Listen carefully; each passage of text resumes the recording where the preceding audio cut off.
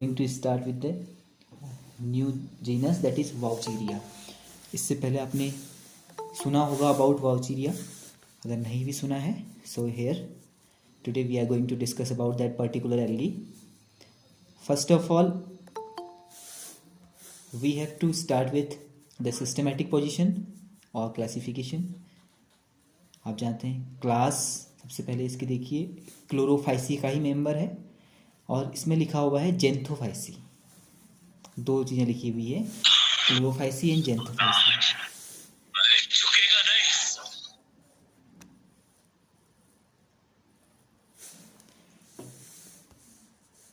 Chlorophyceae और जेंथोफाइसी। Chlorophyceae के जो मेंबर्स होते हैं उन्हें बताइए कौन सा कलर होता है उसमें, विच कलर अपीयर्स? ग्रीन। और जेंथोफाइसी में येलो। हाँ, green yellow actually, yes yellow, yellow definitely yellow भी आप कह सकते हैं और सम टाइम ग्रीन येलो। हाँ हाँ ग्रीन येलो इज। हाँ कुछ पूछा किसी ने, उडोगोनियम कुछ मैसेज किया था।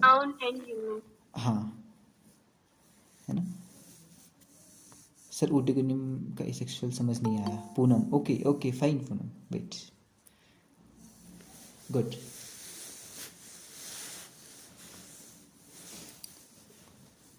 सो वेट फॉर अ वाइल। हाँ ये पूनम ने कहा कि सेक्सुअल रिप्रोडक्शन समझ में नहीं आया। तो पूनम आपको ये चीज़ें मैं आपको जब यहाँ पर एसेक्सुअल रिप्रोडक्शन पढ़ाऊँगा वहाँ पर मैं डिटेल में समझा दूँगा, ठीक है? क्योंकि देखिए एसेक्सुअल रिप्रोडक्शन जूस्पोर से ही होना है या एप्लेनोस्पोर से होना है, एकाइनेट फॉर्मेशन से होना है, तो इसमें भी वही कंडीशंस रहती हैं। So you just don't worry about, मैं दोनों को पैरेलली आपको मैं दोनों को कंपैरिजन करके बता दूंगा वहीं पर। चलिए फाइन। सो जेंथोफाइसी में देखिए जेंथोफिल से बना हुआ है, ये ग्रीन येलो या फिर येलो भी आप कहते हैं कभी, इस कलर में ये अपेयर होती है। देखिए दो तरीके की क्लासिफिकेशन है, डिफरेंट डिफरेंट साइंटिस्ट ने डिफरेंट डिफरेंट तरीके से कैटेगराइज किया है क्लासेस को। तो देखिए क्लोरोफाइसी में जो ये फ्रिज हैं, ठीक है, फ्रिज एक साइंटिस्ट हैं फ्रिज, उनके क्लासिफिकेशन के अकॉर्डिंग से क्लोरोफाइसी में रखा गया है।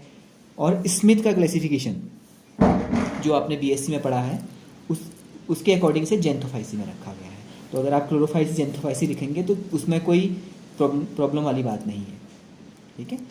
देन ऑर्डर जैसे उडोगोनियल्स था वैसे ही यहाँ पर वाउचेरियल्स, वाउचीरिया बोल रहे हैं ना हम इसे, तो वाउचेरियल्स हो जाएगा। एंड फैमिली वाउचेरेसी, मैंने बताया था फैमिली में आपको CEAE आता है जहाँ पर, तो वहाँ पर फैमिली होती है। एंड देन वाउचीरिया, ठीक है, देन है वाउचीरिया, वाउचीरिया इसका जीनस है। तो ये हो गई इसकी सिस्टमेटिक क्लासिफिकेशन। तो अगर आप क्लोरोफाइसी लिखें इसकी क्लास को या जेंथोफाइसी लिखें, दोनों करेक्ट है, एक फ्रिज के अकॉर्डिंग है और एक स्मिथ के अकॉर्डिंग है। तो आप अभी क्लोरोफाइसी भी लिखेंगे तो इट इज़ एब्सोल्युटली राइट। सो वाउचेरियल्स इसका ऑर्डर है, वाउचीरिया, एंड वाउचेरेसी इसकी फैमिली है, एंड वाउचीरिया जो है ये हमारा जीनस है। तो इसके कुछ जनरल करेक्टर्स देख लेते हैं, पहले इसकी ऑकरेंस देख लेते हैं। इससे पहले जब आपने उडोगोनियम पढ़ा था तो उडोगोनियम का जो हैबिटाट था वो बिल्कुल अलग तरीके का था। उडोगोनियम का जो हैबिटाट था वो बिल्कुल डिफरेंट था। जैसे वो मरीन वाटर में रह रहा है, आपने देखा था, फ्रेश वाटर में भी रह रहा है, मरीन वाटर में भी रह सकता है। तो यहाँ पर देखिए वाउचीरिया जो है ये एक ऐसी ग्रीन एल्गी है जो कि फ्रेश वाटर में रहती है, एक ऐसे ग्रीन एल्गा जो कि फ्रेश वाटर में रहती है, लेक्स में रह सकती है। तो ये आपसे पूछा सकता है, बहुत सारे ऑप्शन भी दिए जाते हैं, तो उसमें जितनी भी आपने एल्गी पढ़ी उसमें वाउचीरिया जो है एक फ्रेश वाटर एल्गी है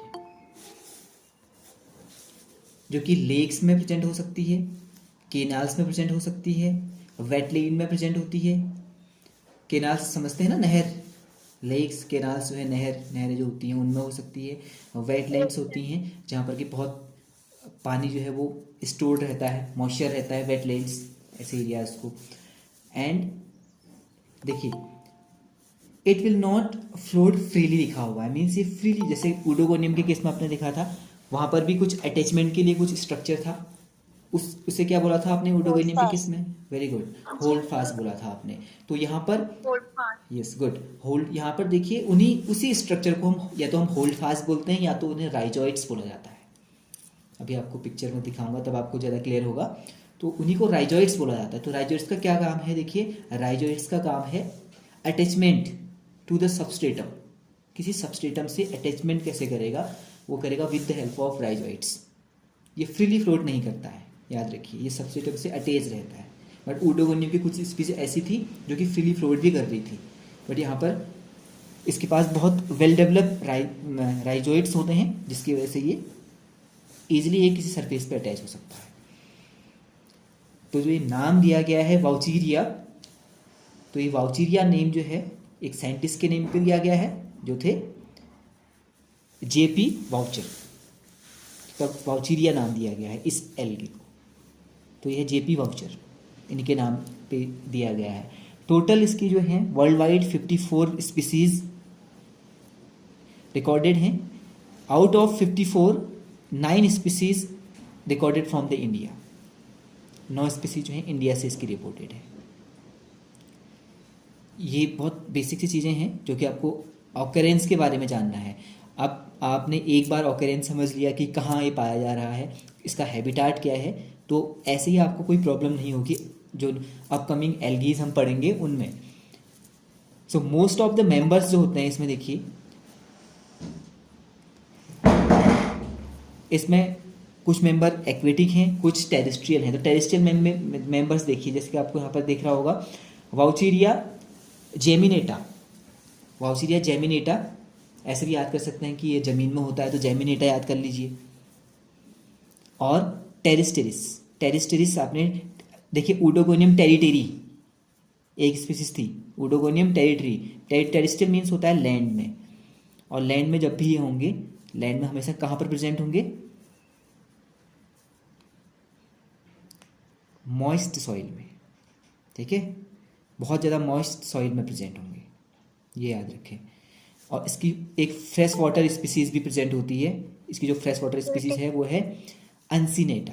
एक्वेटिक। हाँ, फ्रेश वाटर जो है एक्वेटिक जो है, हाँ वो है अनसीनेटा, ठीक है। जो इसकी स्पीसीज है वो है वाउचीरिया अनसीनेटा। और एक बहुत ही इजी है, इसे आप समझ सकते हैं, बहुत इजीली समझ सकते हैं। एक ऐसा मेंबर है वाउचीरिया सेसाइलिस। सेसाइल वर्ड मैंने आपको सेसाइल बताया था, क्या होता है सेसाइल मीन्स? जो बोथ लैंड एंड वाटर। नहीं, सेसाइल का ये मतलब तो नहीं होता है, मूवमेंट नहीं कर सकते। हाँ, जो मूवमेंट नहीं कर सकता है, ओके। देखिए सेसाइल का क्या मतलब हुआ है, देखिए हमारे पास जो लीव्स होती है ना, लीव्स कुछ सेसाइल होती है। अब सेसाइल लीफ को आप कैसे पहचानेंगे? लीफ के पीछे अगर आपने देखा होगा तो एक स्टॉक होता है, इसे आप लीफ स्टॉक बोलते हैं, जिससे वो जुड़ी रहती है मेन प्लांट की ब्रांचेस से। सभी ने देखा होगा, आम के पत्ते में देखा होगा, या कोई और प्लांट देख लीजिए, सभी में देखा होगा। जब वो पीछे वो स्टॉक प्रेजेंट होता है तो वो लीफ स्टॉक, लीफ बेस भी बोलते हैं उसे। और जब वो स्टॉक प्रेजेंट नहीं होता है, ठीक है, अगर वो स्टॉक प्रेजेंट नहीं होता है तो उसे बोलते हैं sessile condition. That is called sessile condition. तो ये याद रखें कि सेसाइल कंडीशन क्या हुई। सेसाइल मीन्स हुआ कि आप सब इसके पास देखिए, एल्गी के केस में सेसाइल का क्या मतलब है? इसका सेसाइल का मतलब है कि ये अटैचमेंट कर सकता है, बट अटैचमेंट कहीं पर पर्टिकुलर ऐसे प्लेस पे ही करेगा जैसे इसके पास पर्टिकुलर कोई स्ट्रक्चर नहीं है अटैचमेंट के लिए। Means it can attach the substratum by their plant body, by their thallus.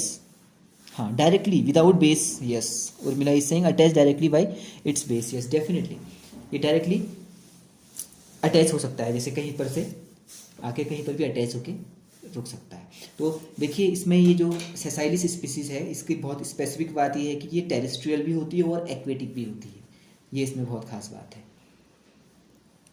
तो ये कुछ पॉइंट्स जो हैं वो याद रखने हैं आपको। जितना आपको मटेरियल दिया जा रहा है उतना मटेरियल तो आपको पढ़ना ही है। आप एडिशनली बुक की हेल्प ले सकते हैं, even it is sufficient for your examination point of view. But अगर आपको एडिशनल चीज़ें पढ़नी है तो आप बुक जरूर पढ़ें, बट इतने पॉइंट तो पढ़ें क्योंकि these are some specific point, तो ये तो आपको पढ़ने हैं, ठीक है। ये कुछ स्पेसिफिक पॉइंट होते हैं जो आपको पढ़ने होते हैं। तो देखिए इसकी कुछ इंडियन स्पीसीज होती हैं, ठीक है। वो इंडियन स्पीसीज में यही सेसाइलिस है, एम्फीबियन है, वाउचीरिया एम्फीबियन, आप फिर से समझ सकते हैं। एम्फीबियन भी सेम है, जो कि जो वाटर बॉडीज में भी रह सकती है और टेरेस्ट्रियल फॉर्म में भी रह सकती है, मीन्स लैंड में भी रह सकती है। जेमिनाटा, अंसिनेटा और पॉलीस्पर्मा, ये इसकी कुछ स्पीसीज हैं जो कि बहुत कॉमन स्पीसीज इंडिया में पाई जाती हैं जो।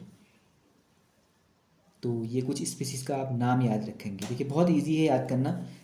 देखिए सेसाइलिस लिखा हुआ है, आपने पहले ही पढ़ लिया है। एम्फीबियन लिखा है, एम्फीबियन के क्यों बोल रहे हैं ये भी आपको पता है। जर्मिनाटा जमीन से याद कर लीजिए, मैंने आपसे बोला था टेरेस्ट्रियल स्पीसीज है। अंसिनाटा एंड पॉलीस्पर्मा, तो ये कुछ इंडियन स्पीसीज है। तो अब इसकी मॉर्फोलॉजी की बात करते हैं कि इसकी मॉर्फोलॉजी कैसी है। देखिए इससे पहले जो आपने एल्गी पढ़ी थी दैट वाज ऊडोगोनियम। तो ऊडोगोनियम के केस में देखिए बहुत सिंपली, ऊडोगोनियम क्या थी, फिलामेंटस थी और अनब्रांच्ड थी, उसमें कोई ब्रांचिंग नहीं थी, देयर बस नो ब्रांचिंग। और यहाँ देखिए यहाँ पर लिखा हुआ है कि मच ब्रांच्ड होते हैं इसमें। इसका जो थैलस है, और थैलस क्या होता है ये तो बताने की नीड है नहीं कि थैलस क्या है, अब तो आपको इतना पता चले गया होगा। चलिए कोई भी any one of you explain कीजिए कि थैलस क्या होता है। बहुत बार इसमें discuss रूट किया है। और लीफ, हाँ यस यस कामिनी बताएं। रूट और लीफ नहीं होती हैं। स्टेम भी नहीं होता है। स्टेम्स एंड लीव्स आर हाँ ठीक है, स्टेम भी नहीं होता है। Yes fine good okay. When plant body is not differentiated into root leaves and stem, या रूट स्टेम लीफ में जब भी डिफ्रेंशिएट नहीं होती है प्लांट बॉडी, क्योंकि एल्गी क्या है एक प्लांट तो है, तो प्लांट बॉडी जब डिफ्रेंशिएट नहीं होती है इसमें, सो उसे बोला जाता है थैलस।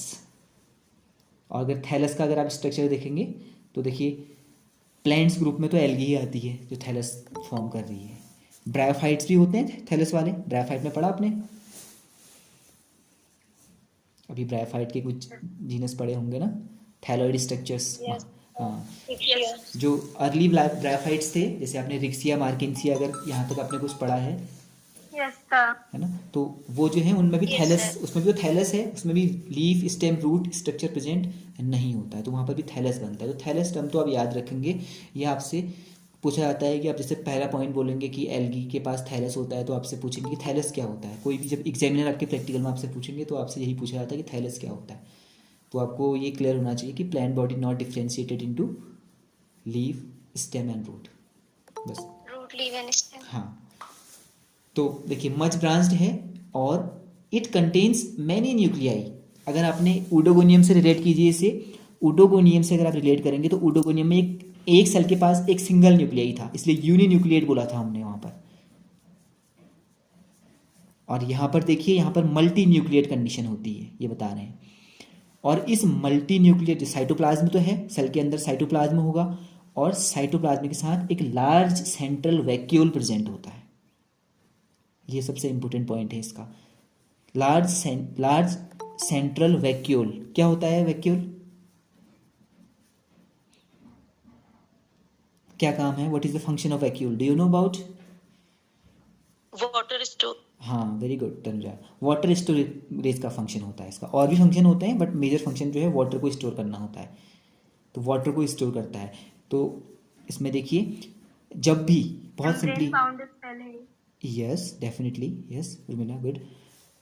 इसमें कुछ पॉइंट आपको याद रखने हैं। अगर जब भी किसी सेल के अंदर बहुत सारे न्यूक्लियस प्रेजेंट होते हैं तो उस कंडीशन को हम क्या बोलते हैं, that is called coenocytic condition. सिनोसिस।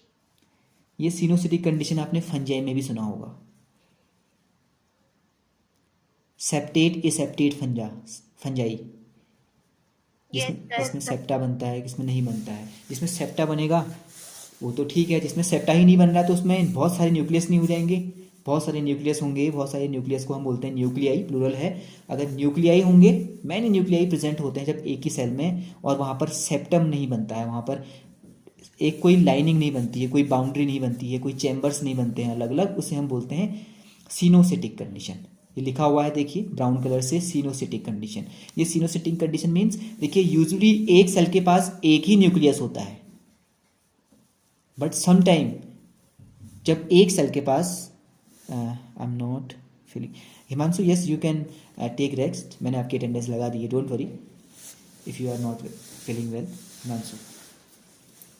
Yes, so देखिए इसमें एक सेल के अंदर जब बहुत सारे न्यूक्लियस होते हैं, many nuclei in a single cell, that is called coenocytic condition. ये फंजाई में बहुत कॉमन होती है।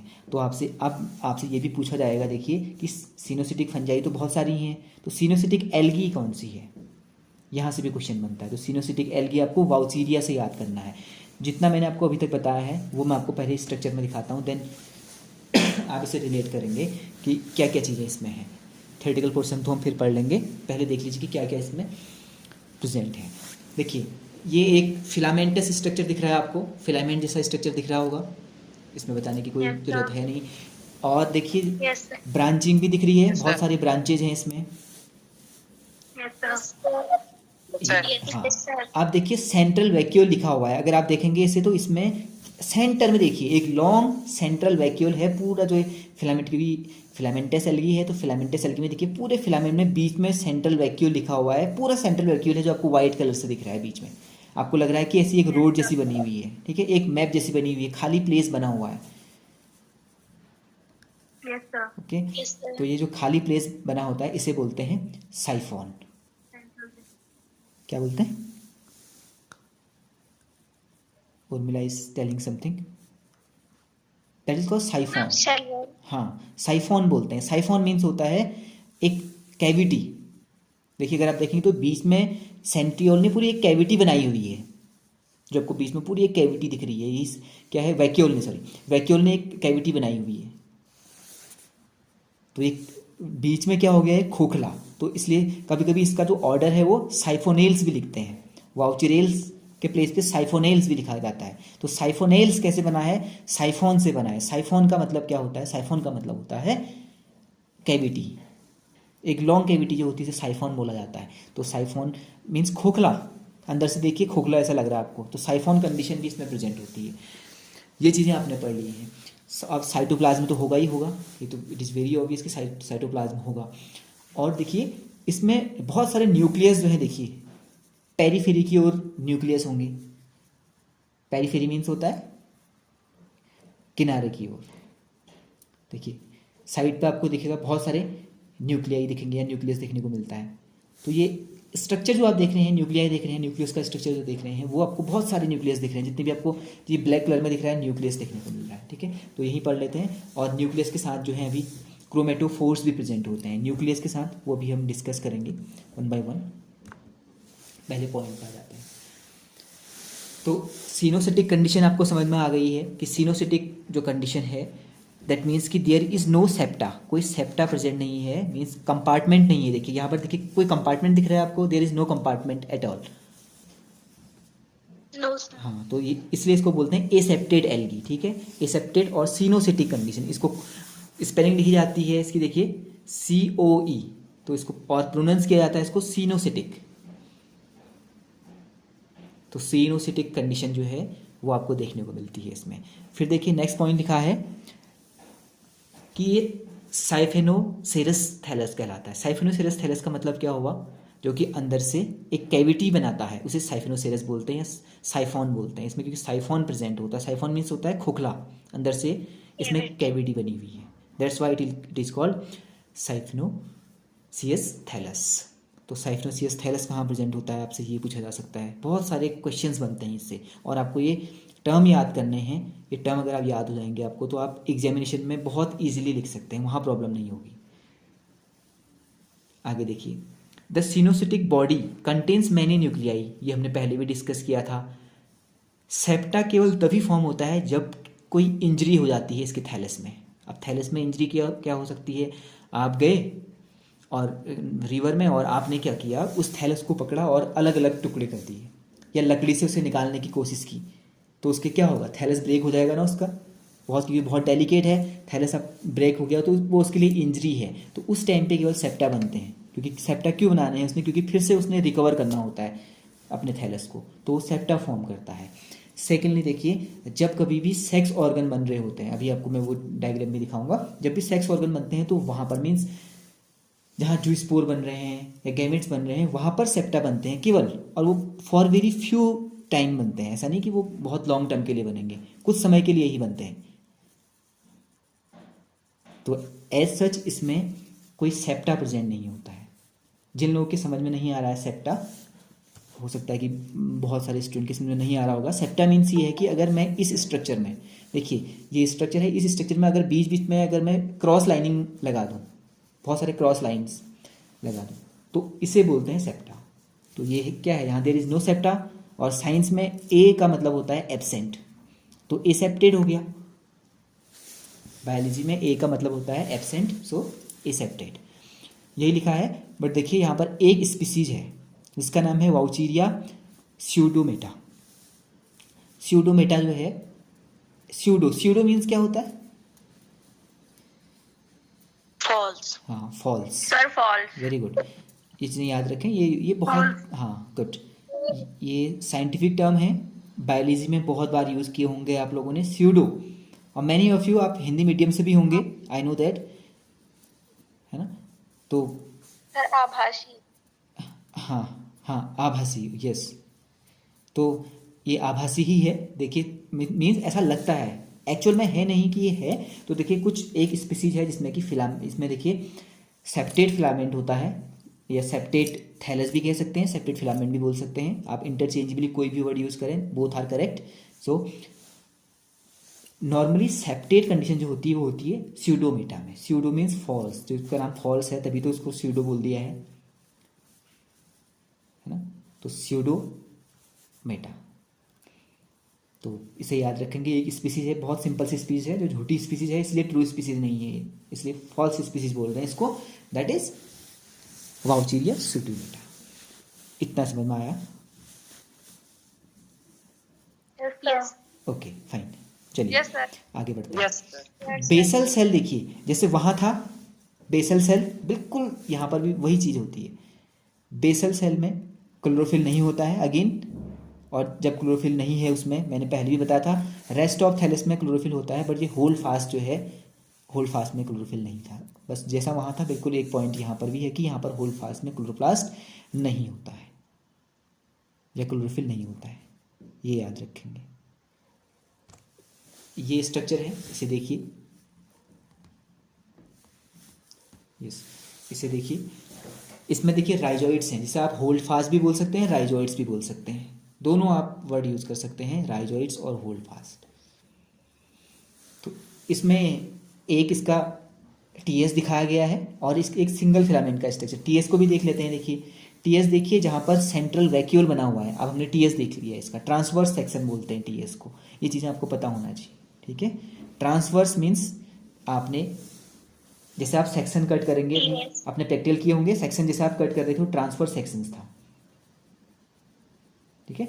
तो ट्रांसफर सेक्शन देखिए, उसमें सेंटर में देखिए क्या है, वैक्यूल प्रेजेंट है, और वैक्यूल की जो लेयर होती है, वैक्यूल की जो लेयर होती है उसे बोलते हैं टोनोप्लास्ट। ये क्वेश्चन कॉम्पिटिटिव एग्जामिनेशन में बहुत बार पूछा गया है, तो इसे याद रखिए। The layer of vacuole, you can note it down anywhere in your notebook. जो वैक्यूल होता है, वैक्यूल की जो लेयर होती है उसे टोनोप्लास्ट बोला जाता है। तो आपको हमेशा आगे भी कॉम्पिटिटिव एग्जामिनेशन के लिए भी अपने आप को प्रिपेयर करना है। सो टोनोप्लास्ट याद रखेंगे, टोनोप्लास्ट क्या है? वैक्यूल की लेयर, लेयर ऑफ हाँ, vacuum. Layer of vacuole is called tonoplast. उसके जस्ट बाहर की ओर देखेंगे तो आपको दिखेगा न्यूक्लियाई, न्यूक्लियस देखने को मिलेगा, बहुत न्यूक्लियाई बोल देते हैं, न्यूक्लियस इज सिंगुलर, न्यूक्लियाई जो है वो प्लूरल वर्ड है। फिर लिखा है क्रोमेटोफोर्स, यही क्रोमेटोफोर्स हैं, अगर जो कि देखिए क्रोमेटोफोर्स क्या हैं, which contains what. Chromo means क्या होता है? क्रोमो, क्रोमो मीन्स होता है कलर, ठीक है? क्रोमो मीन्स होता है कलर, आपने सुना होगा, यस डेफिनेटली अभिलाषा, कलर होता है क्रोमो मीन्स। तो यहाँ पर कलर की जो हम क्रोमेटोफोर्स की बात कर रहे हैं, it contains pigment like chlorophyll, carotenoids and other pigments, yes definitely. तो क्रोमेटोफोर्स क्या है? एक स्ट्रक्चर है जो कि स्पेशली हम क्लोरोफिल के लिए अगर हम बात करें तो क्लोरोफिल इसमें प्रेजेंट होता है। अब इसमें लिखा है कहीं पर ऑयल ड्रॉपलेट्स भी लिखी हुई हैं, ठीक है, इसी के साथ ऑयल ड्रॉपलेट्स भी प्रेजेंट होती हैं। बाकी साइटोप्लाज्म तो होगा ही होगा, सेल है तो सेल के अंदर साइटोप्लाज्म होता है, ये आप जानते हैं। तो ऑयल ड्रॉपलेट्स लिखा है यहाँ पर, तो ऑयल ड्रॉपलेट्स की बात हम पहले और पॉइंट देख लेते हैं, उसके बाद करते हैं कि ऑयल ड्रॉपलेट्स का क्या काम है यहाँ पर। देखिए, this in the centre of the filament continuous vacuole is present except the apical region. देख लेते हैं, एपिकल रीजन जो होते हैं वो देखिए ऊपर टॉप में नहीं होगा, एपिकल रीजन में नहीं, बाकी पूरे सेंट्रल वैक्यूल प्रेजेंट होते हैं इन दिस डायग्राम। देखिए इसी सेंट्रल वैक्यूल की वजह से, हाँ yes Tripti, yes you can, you take care of you can leave तृप्ति।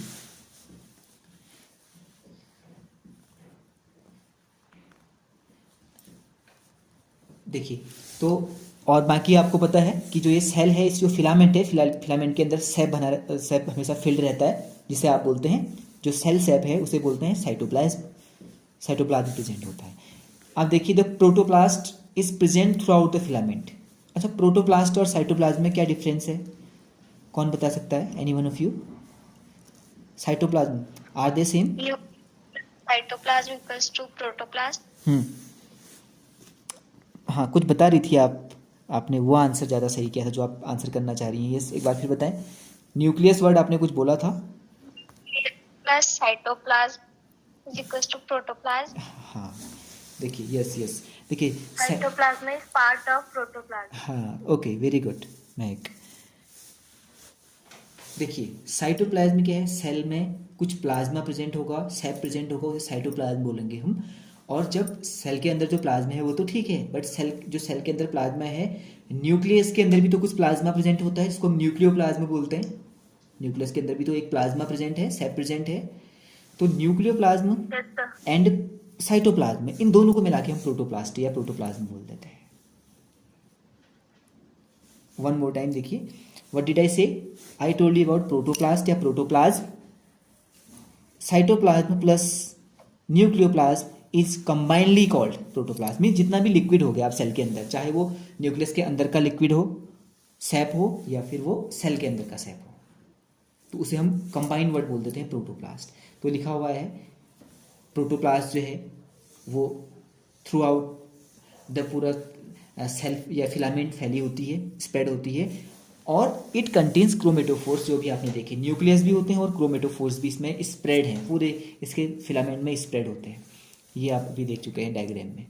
और कुछ अदर सब्सटेंसेस भी होंगे, डेफिनेटली अदर सब्सटेंसेस तो प्रेजेंट होंगे ही होंगे इसमें। देखिए, अब एक चीज़ याद करने वाली है, वो आप देखिए, क्या आपको इसमें पॉइंट याद रखना है। इन प्रोटोप्लास्ट, प्रोटोप्लास्ट मीन्स सेल के अंदर जो सैप है, जो लिक्विड है पोर्सन, ये फिलामेंट में, nuclei remain towards the vacuole. देखिए इस डायग्राम को देखिए, वैसे समझ में नहीं आएगा ना। बीच में वैक्यूल है, वैक्यूल के जस्ट पास देखिए न्यूक्लियाई लिखा हुआ है, नियर। तो न्यूक्लियस कहाँ की ओर प्रेजेंट है? यहाँ पे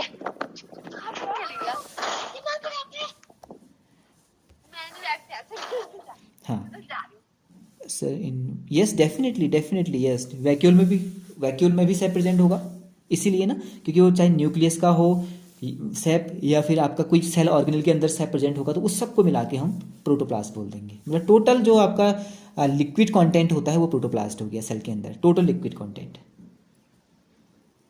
यस, इसमें देखिए जो डायग्राम मैं आपको दिखाना चाह रहा हूँ, न्यूक्लियाई देखिए या न्यूक्लियस देखिए कहाँ की ओर सिचुएटेड है? टूवर्ड्स द वैक्यूल्स, बीच की ओर है ना, देखिए बीच में वैक्यूल है, उसके पास है, टूवर्ड्स द वैक्यूल्स। और क्रोमेटोफोर्स जो हैं वो towards the periphery, periphery means किनारे की ओर, periphery. Yes, sir. Is that clear? सभी को एक क्लियर होगा ये पॉइंट? इसको याद रखेंगे। न्यूक्लियस वैसे भी अगर जिसको याद नहीं होगा कि कहाँ की ओर थे, अगर कभी डाउट होगा तो ऐसे याद करेंगे। सुनिए, न्यूक्लियस का मतलब है, न्यूक्लियस कहाँ की ओर होता है? हमेशा सेंटर की ओर होता है ना। न्यूक्लियस हमेशा सेंटर की ओर प्रेजेंट होता है। तो देखिए आप ऐसे भी याद कर सकते हैं कि सेंटर की ओर न्यूक्लियस अगर प्रेजेंट है तो यहाँ पर सेंटर में, तो यहाँ पर वैक्यूल है तो वैक्यूल के पास ही न्यूक्लियस होगा, और पेरीफेरी की ओर क्रोमेटोफोर्स प्रेजेंट होते हैं। तो यही पॉइंट यहाँ पर लिखा गया है कि जो प्रोटोप्लास्ट है, प्रोटोप्लास्ट में न्यूक्लियाई जो है टुवर्ड्स द वैक्यूल होते हैं, और जो क्रोमेटोफोर्स होते हैं वो क्रोमेटोफोर्स टुवर्ड्स द पेरिफेरी होते हैं। देन वहाँ पर मैंने आपको बताया था ऊडोगोनियम से, देखिए आप हर किसी जेनरा से इसे कंपेरिजन करते हुए चलेंगे तो आपको इजीली समझ में आ जाएगा कि हम क्या पढ़ रहे हैं और रिलेट करना आसान हो जाएगा। और फिर मैं बताऊंगा आपको कि कैसे, जब ये कुछ जेनरा मैं आपको पढ़ा दूंगा उसके बाद बताऊंगा कि कैसे आपको याद करनी है चीज़ें। कुछ भी नहीं करना होता है, एक चार्ट बनाना होता है और एक चार्ट बना के ऊपर ऊडोगोनियम दूसरे वाली लाइन में आपने लिखना है, दूसरी एल्गी कारा, थर्ड वाले में वाउचीरिया, या ऐसे फिर कॉमन फीचर्स उठाने हैं और देखना है कि किसमें क्या प्रेजेंट है। एक कंपैरेटिव चार्ट बनाना है ताकि एग्जामिनेशन में आप Yes, sir. बहुत अच्छा अटेम्प्ट कर सको। देखिए फिर लिखा है पायरेनॉइड्स आर एब्सेंट, इसमें लिखा है जो पायरेनॉइड्स होते हैं वो एब्सेंट होते हैं। अगर आप देखेंगे, आपने ऊडोगोनियम में देखा था वेल डेवलप्ड पायरेनॉइड्स थे, वहाँ पर मैंने आपको बताया भी था पायरेनॉइड्स में। यहाँ पर पायरेनॉइड्स Yes, sir. जैसी कोई कहानी नहीं होती है, ठीक है। आगे देखिए, Vaucheria contains pigment like chlorophyll A and E. Chlorophyll A होता है इसमें, क्लोरोफिल ई होता है, कैरोटिनॉइड्स होता है और जेंथोफिल्स होता है। इसी जेंथोफिल की वजह से इसे जेंथोफाइसी क्लास में रखा है, जो आपको बताया था ना मैंने, जेंथोफाइसी में रखा है। तो इसी जेंथोफिल की वजह से इसी एक जेंथोफिल, इसमें क्या है, एक पिगमेंट है। अब देखिए क्यों जेंथोफाइसी में रखा है इसे, वो मैं कल कुछ फीचर्स आपको बताऊंगा कि हमने इसे पहले क्लोरोफाइसी से उठा के क्यों हमने जेंथोफाइसी के अंदर रखा है इसे। ये इसी के कारण, देखिए जब भी जो क्लोरोफाइसी हैं उनका एक स्पेसिफिक फीचर होता है कि उसमें chlorophyll A and chlorophyll B present होता है। So is there any chlorophyll B?